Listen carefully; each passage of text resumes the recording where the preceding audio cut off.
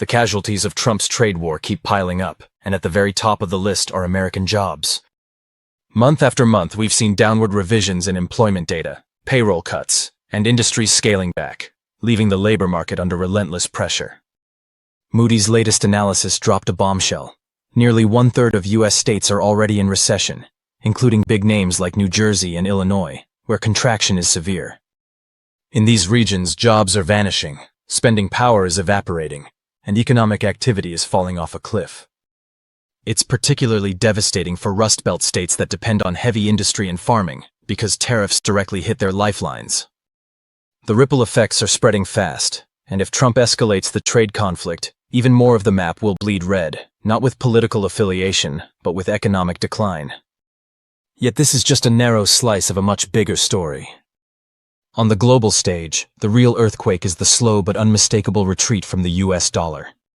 Sure, individual investors pulling money out of dollars, or ordinary citizens swapping them for gold, is important. But the real shockwaves come when entire nations and their financial systems start rewriting the rules of the game. For decades, the dollar has been the world's dominant reserve currency, the go-to for borrowing and funding. That system is now cracking. Countries are shifting toward the Chinese yuan. Hungary, for example, is lining up yuan bonds to fund new railways and car factories. Kenya and Kazakhstan are also raising money in Chinese markets, with state oil producers opting to issue debt in yuan rather than dollars. The numbers are staggering. Emerging market borrowing in yuan this year is nearly 5 times what it was in 2024. And this shift is not just symbolic, it's structural.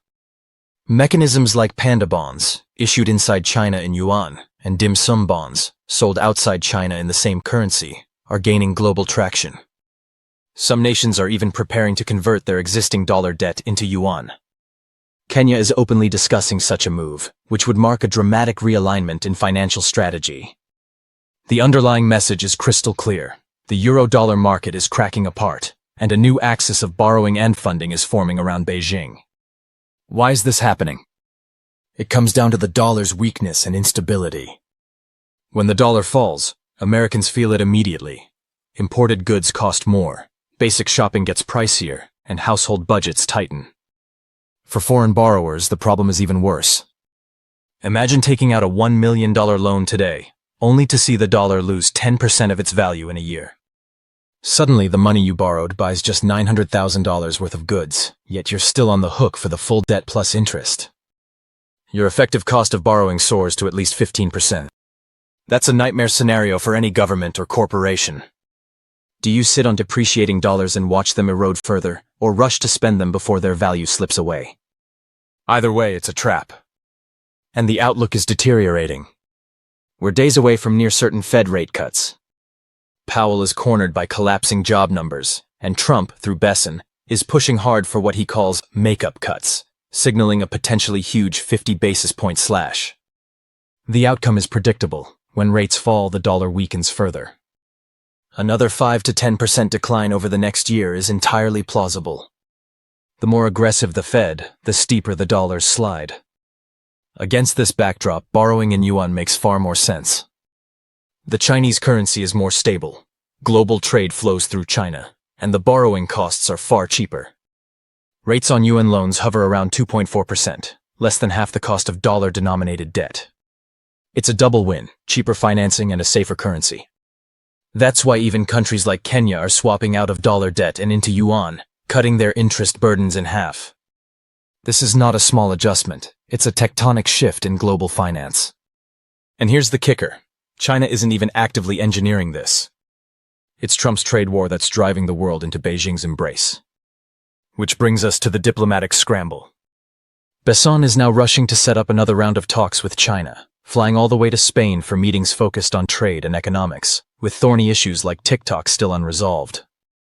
After Spain, he's off to London for talks with the British government, lining up allies in another round of pressure tactics.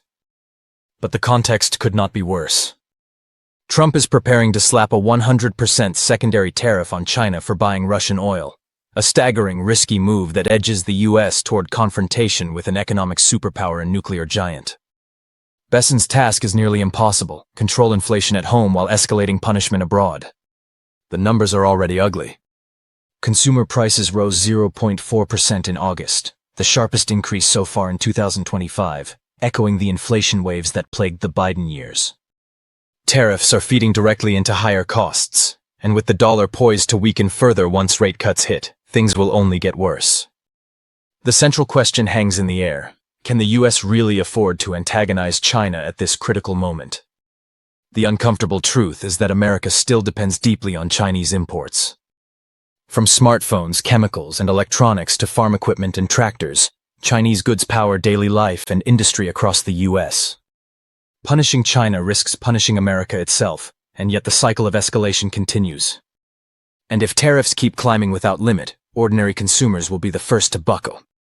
Their wallets can't endure endless hikes, and sooner or later, they simply break down. But does this spell disaster for China? Not exactly.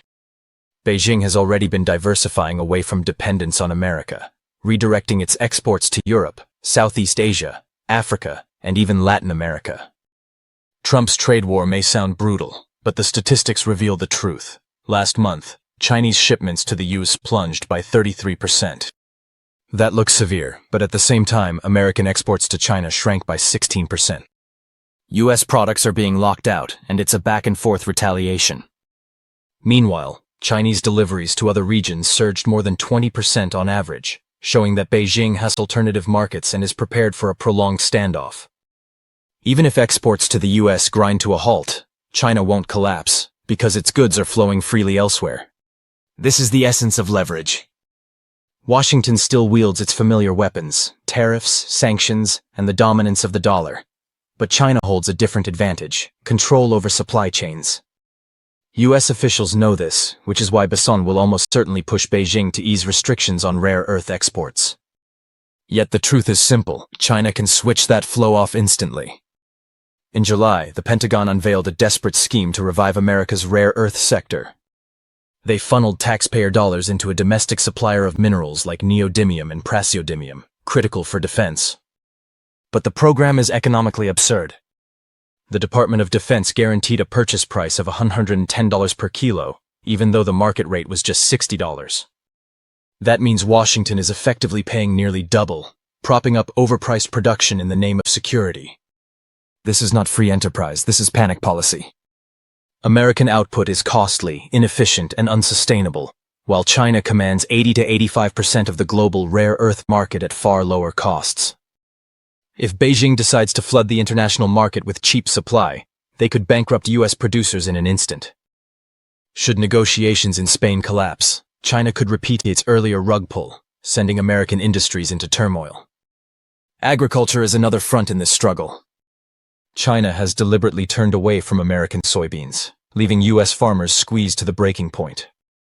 Family farms are collapsing, debt is mounting, and rural communities are being hollowed out. Add to this the reduction in energy imports from the US, and the squeeze on Washington becomes even tighter. So what real bargaining power does Scott Bessent have when sitting across from Beijing?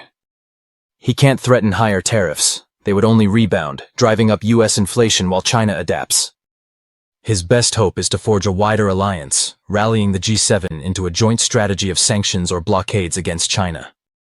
His trip to the UK appears tied to this effort. The timing is also striking. OpenAI and Nvidia are preparing massive multi-billion-dollar investments in Britain, with new data centers about to be launched. That alignment doesn't look accidental.